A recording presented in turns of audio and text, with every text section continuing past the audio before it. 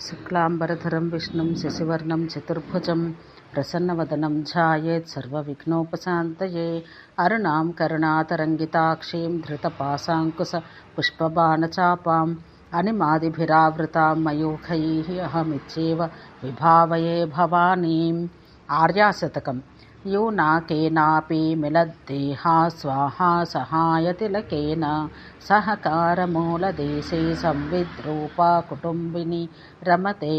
విస్ఫులింగమును ప్రజ్వరిల్లే మూడవ నేత్రం కలిగిన ఒక పురుషునితో అర్ధ శరీరాన్ని పంచుకొని ఆమ్రవృక్షం కింద ఒక స్త్రీ జ్ఞానమూర్తిగా పతివ్రత శిరోమణిగా వెలిసి ఉన్నది.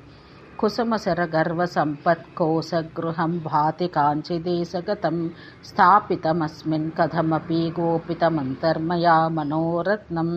కాంచీపురంలో కామాక్షి అనే ధనాగారం స్థితమై ఉన్నది. నా మనసు నీ రత్నాన్ని ఆ ధనాగారంలో పెట్టి భద్రంగా ఉంచి దాచాను కాబట్టి ఇంకా ఆ రత్నం దొంగిలించబడుతుందేమో అన్న శంక నాకు లేదు.